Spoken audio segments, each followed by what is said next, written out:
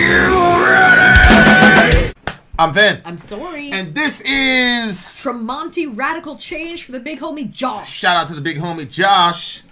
There are multiple ways to get your song reviewed, dear listener. My favorite is the community option. $1 the gate gets you in at Patreon, and you will get to meet all the amazing people I've just been talking to. Yep. Halandros, Blake X, who also has a reaction channel that you should check out. Like, share, comment, and subscribe. Nuclear Reactions, bitches. Leave out the bitches up.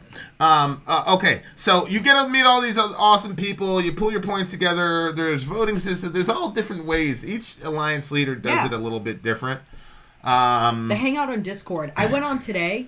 Well, I peeked in there, and it said that there's like 500 people that hang out in there. When I popped in randomly, there was 80 people there. Holy moly. So there's plenty of interaction. Yeah, and in this day and age, Discord is actually pretty helpful. Mm-hmm. And interaction with other human beings that's become a real big passion of mine in light of the whole COVID situation, whether or not you agree or disagree with it. So anyway, those are the alliances. Now, if you want to go Ronin, you want to go by yourself, because I'm kind of like a loner. I'm not a big community guy. I'm a very hard guy to get along with. Ask her. She'll tell you. 125 gets you straight to the head of the line. You do that 3 times, you get knocked down to the $75 rate. We just had a guy do his last 125 yesterday, so shout out to the homie. It was Anthony. Tony. And I just found the Wackator. He was paying more than he should. Did we refund? I did. He's gonna put more songs on instead. I think. Okay. Please watch that, guys. If you're in the 125 tier and you've done it 3 times, every song after that should be at 75. So please go back, look at your books. If we overcharge you, hit us out. Sori will refund you, no problem, so we can keep everything square. Okay? Having said that, let's do it. Tremonti! Radical Change. You ready? Yep. 1, 2, 3, go.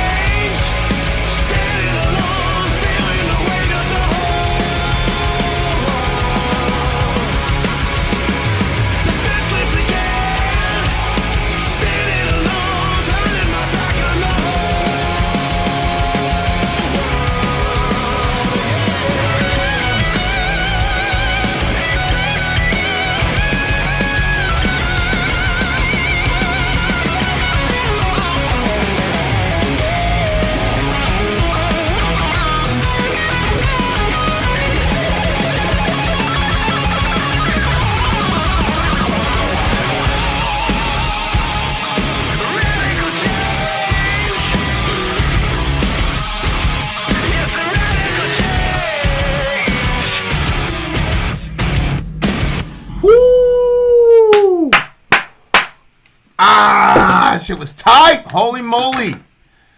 That was such a good song, bro. That was such a good song. Okay, so Tremonti, if I'm right, was the guitar. Help me out in the audience. We're doing a live stream, by the way. We're the most interactive reaction channel of all time. We don't just react to music. We've got our folks in the freaking chat with us. Holy moly. This guy was a guitarist on Creed. Remember Creed? Oh, yeah. Wide open. Yeah. So I'm like, you got a Tremonti shirt on. Did you know we were going to do this song today? No, I love my Tremonti shirt. I love both my Tremonti shirts. I should have worn my Tremonti shirt. I'm wearing this purple shirt, you know what I'm saying? I'm looking slick, you know what I'm saying? Just got the hairline, you know what I'm saying? So I'm like, okay, it's gonna be, you know, run of the mill. Yo, he started out heavy. That was like, oh my gosh, yeah. That was like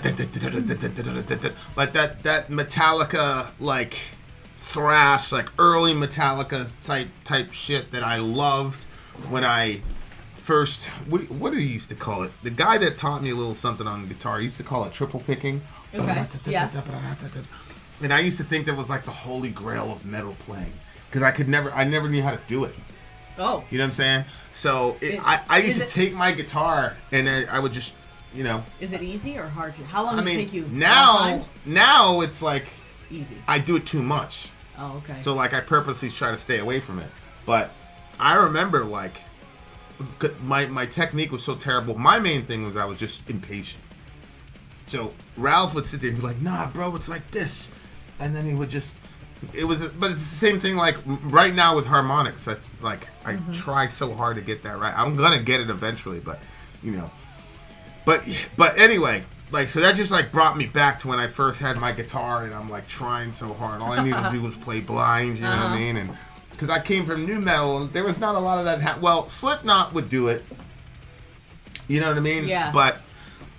But anyway, I had such a limited metal palette that I didn't know how to do it on guitar. It took me a very, very long time. Tore up my fingers and went blood everywhere. It was ridiculous.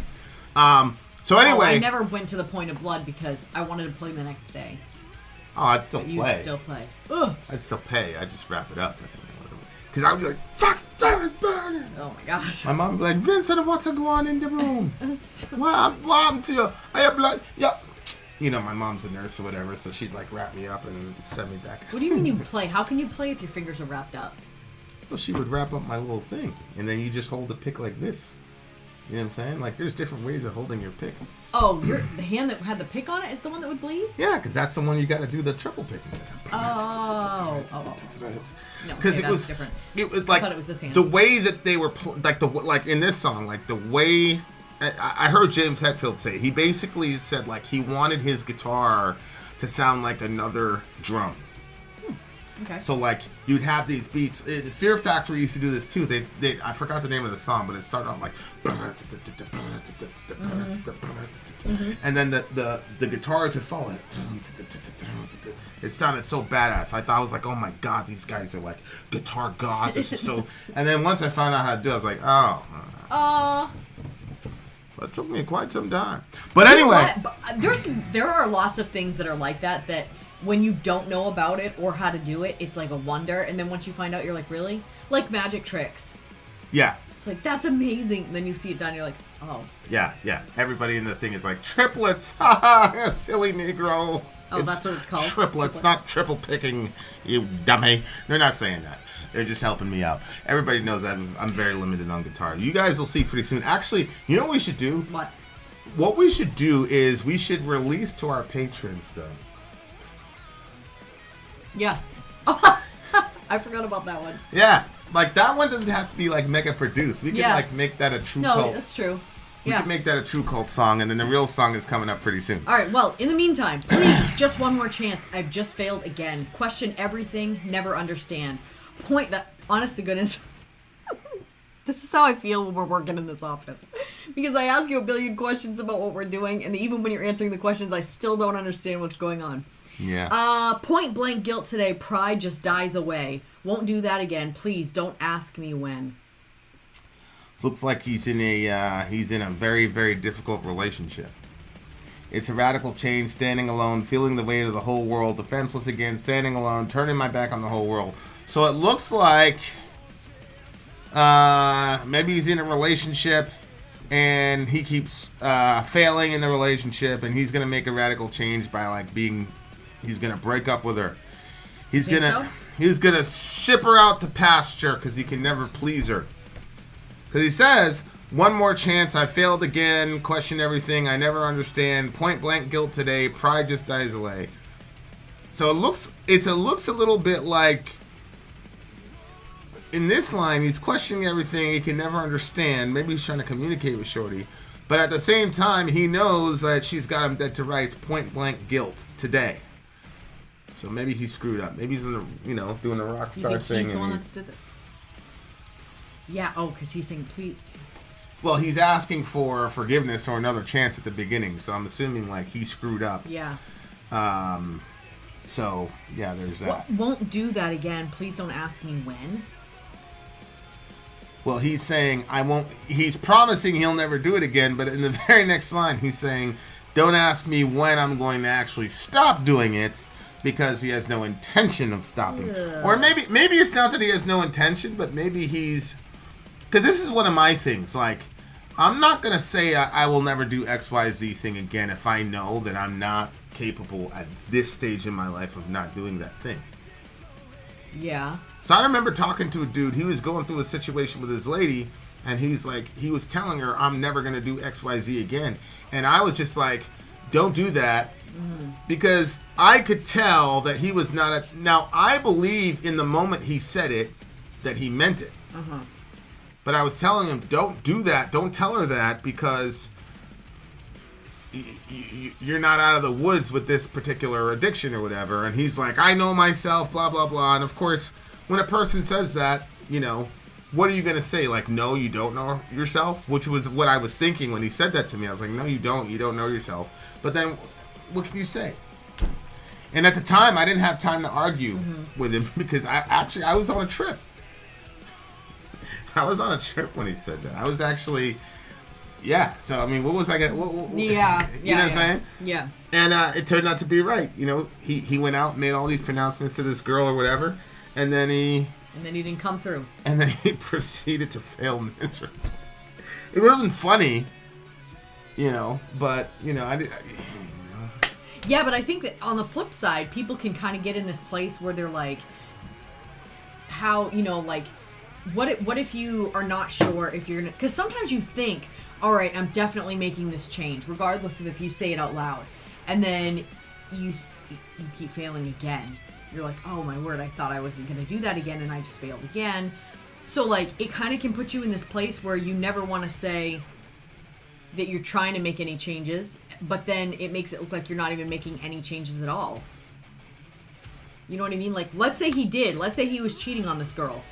Is he supposed to not say, I'm sorry, I'm going to work on that? I mean, like, nobody wants to hear I'm going to work on that if they're being cheated on. They want to hear I'm stopping. That's like that time of the Bible study where I was like, yeah, you never hear anybody say I'm struggling with murder. Right. Because you were saying all sins were the same. Right. Like, yeah. What? Yeah, no. I think there's some like non-starters in a relationship or non-negotiables where it's like, okay, like you can, like, if you're late to pick me up for the date by a half an hour every day, that's something we can work on. But like, you can't say you're working on cheating on her or something. I mean, I don't know, girl. I don't know. But it looks like that's what's going on. But it also kind of, it's a radical change, standing alone, feeling the word of the whole world, defenseless again, standing alone, turning my back on the whole world. That's really interesting because on the one hand, he's feeling the weight of the world on his shoulders, but on the other hand, he's turning his back on the whole world. Mm-hmm. That's a very smart lyrical sort of sleight of hand there. That's brilliant. I have a theory on that. What's yours? I don't have a theory on it. Okay. What is yours? So he's going to break up with Shorty, and he's the one in the wrong. But like most unhealthy relationships, this person was his whole world. Okay. So he is presumably her whole world. And in breaking up with her, he knows he's going to break her heart. So now he feels the weight of the whole world because she's his whole world. Ooh. But simultaneously, he's turning his back on her because it's just not going to work anymore.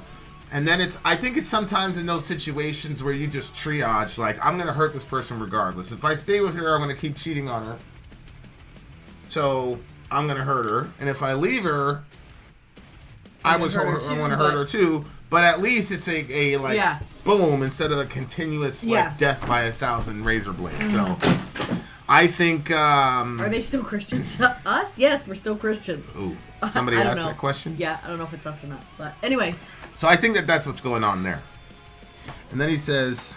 Oh, I know. This time the change will last forever. It's probably they broke up before and got back together. Yeah, it just seems like, it's kind of like, my mom, right? Like, her and Mr. Man were going back and forth my entire childhood.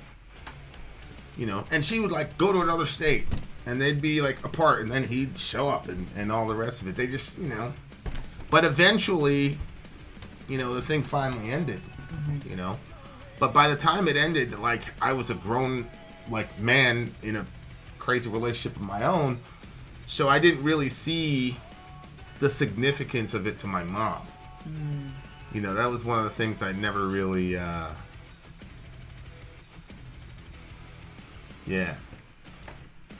something I never really talked to my mom about. But stuff, our life was always so crazy, like I never really, but I think that probably had a lot to do with her in, man, because oh my word, she invested her entire life into that situation, sacrificed everything for that relationship. And the thing is, like, I love my stepfather. Like, when we went to my mom's funeral, like, my stepfather was the one I went to, not my dad. You know what I'm saying? So, which, really hurt my dad a lot. But, so, like, I got nothing but love for my stepdad. But, and it wasn't a one-sided situation. Like, my mother was, it was volatile on both sides. Like, and, I usually take the woman's position in those types of situations and whatever. But, my mom wasn't one of these, like, she was not a victim. That's for sure. But, yeah, like, I don't think my mom didn't really last. She didn't last a decade after that happened. Like, after they were done, and like, he moved on, and he is who he is. So, he's always with somebody. And she just, So, I think that had a lot to do with how stuff ended. And I'm not blaming him or whatever. It's just, I'm more like it's like thinking about it right now, like, because I know where I was after, a relationship ended that I'd invested, I did 15 years with Shorty. My mom did 20, 25, almost 30 years, going back and forth. Yeah, and for it to just end like that. And the other thing was, it was like, we had all grown up, so there was that and empty nest at the same time. Yeah, that's a lot. Which is, now looking back at it, see, that's the thing. Now that I'm with you, like, I've got a lot of time to be contemplative about, like, the world outside of, the little ecosystem that I was in with Shorty, because she was so crazy that, like, I'm like, people are going to die, like, kids are going to die, she's going to die. So I was, like, so focused on that. Now that that's not happening, like, now I sit back and I get to think about shit, and I'm like, yo, I bet that, like, it was really hard to have a relationship like that finally, truly and completely end while your youngest kid is now, because Jamie was the baby, and Jamie was he was a source of comfort for her. He was her favorite. Well, my brother said that to me. He was her favorite, and he was growing up himself. He had to have his own life, and I don't know if he left or if he kicked her out, if she kicked him out or whatever, but he'd hit that age, and he had to get out there and do his thing. He had his little girlfriend, you know what I'm saying? He had to go and... So all that stuff happened at the same time. And then on my side, she was... we were beefing really, really hard at that particular moment. Like, she just went, ballistic. Court got involved, the whole 9 yards, like, crazy stuff, like restraining orders, yada, yada, yada. And I completely missed it. Like, I completely missed, like, the bigger picture of what was going on with her at the time. And I don't feel like guilty about it. It's just like, it's one of those things where, like, you know, I was watching the Super Bowl replay, and Travis Kelce missed a wide open pass. And he's like, "Dang." You know, I don't think he's walking around with a bunch of guilt because he missed a pass, but it's like one of those, like, what could have been type of situations. Yeah. It's like, you know, we were the only people that my mom really had. And that was self-inflicted to a degree. Like, if I look at my mother objectively, like, that was self-inflicted to a degree. And I'm very, very similar that way. But I think I have more awareness of what I'm doing than my mom did. Like, I'm aware that, like, I only want 2 or 3 people that are not my blood relatives in my, like, real circle. But I also know, like, you got to have some sort of concentric circles of relationships. But my mom didn't have it. She only had us. So, yeah, we never really put that together. We never really put it together. So, it's just one of those things, man. You know what I mean? It's one of those things. Thanks. So,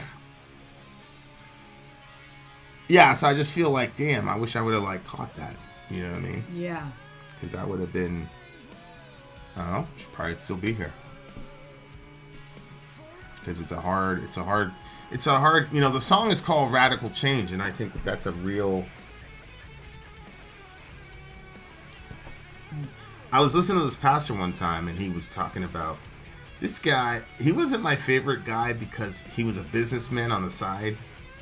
And so, like, everything to him almost was a business transaction, and he kind of, like, demystified the process. Mm-hmm. And he'd be like... And you could just tell, and he knew how to grow a church. He knew how to.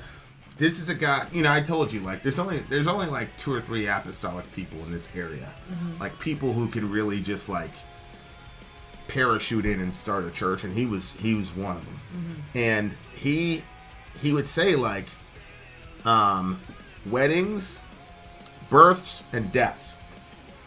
That's when people start going to church, because. Start going to church. Yeah, actually, weddings, divorces, births, and deaths. He would say, that's when people start going to church. And so he'd be like, you know, if you're talking to your homies or whatever, and they get married, boom, that's one. Or a divorce, boom, that's one. And then the baby, boom, and then death, boom. And so, like, he just had it down. He would talk about, like, these are radical transitional moments in people's lives when they start looking for, you know. Yeah. And at the time, I'm like, no, it's God's Spirit that brings people, you know what I'm saying? Which is true, but there's also just a regular sort of practical, this is how human beings are wired, and they start asking ultimate questions when they make these transitions. But yeah, I think anytime you're in that type of situation, it's a very fertile time in a person's life, but it's also very dangerous. And people, you know, can be dangerous for folks. So it was a good song. It was, you know, sonically crazy. I really liked it. It is what it is. What did you think of it? I liked it. I liked the rhythm, and lyrically, I didn't realize that it was going to be about that. But yeah, I thought it was good.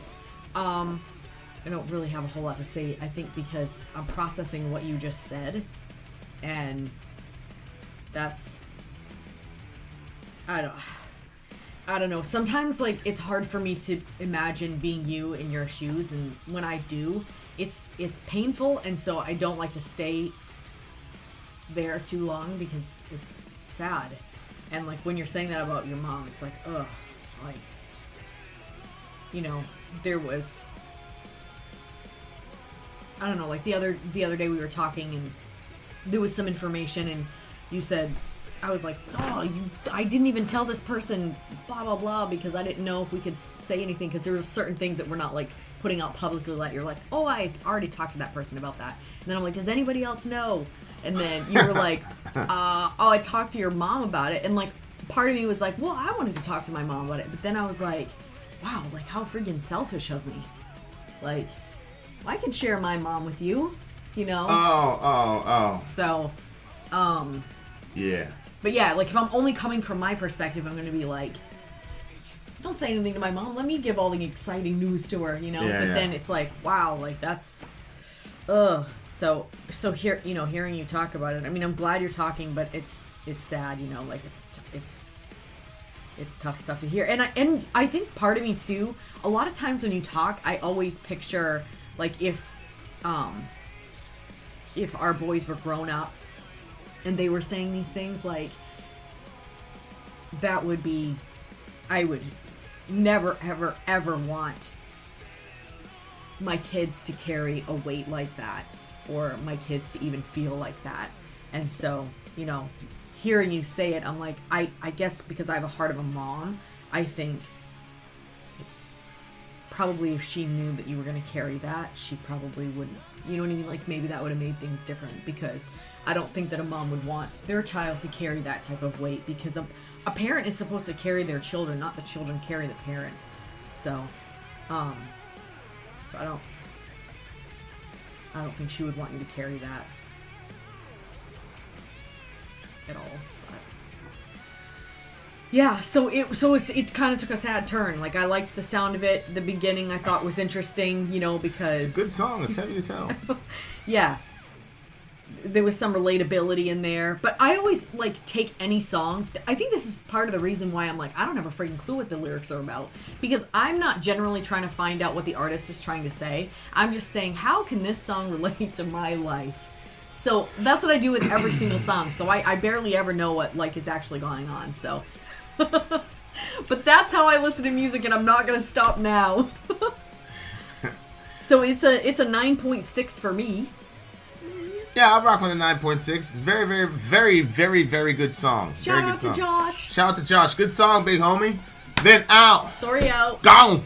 Hey villagers, this is Archero, and I'm inviting you to the Village March Madness Tournament. We're doing this as a fundraiser and to get together as a community and have a little bit of fun. If you're not familiar with March Madness, it is a 64-team college basketball tournament. The teams all play in single elimination round tournament style. Final winner is going to be the national champion. There's going to be a page set up on the ESPN website where you can make your guesses who's going to win each game. And we'll have a private group set up just for our village to compete against each other and see who predicted the winners best. To participate, it only costs $1. And all of that is going to go to help other villagers who are in need right now. This is all going to be happening in mid-March. More details are coming very soon about the dates, prizes, and how to join. I'll see you guys there. Keep it metal.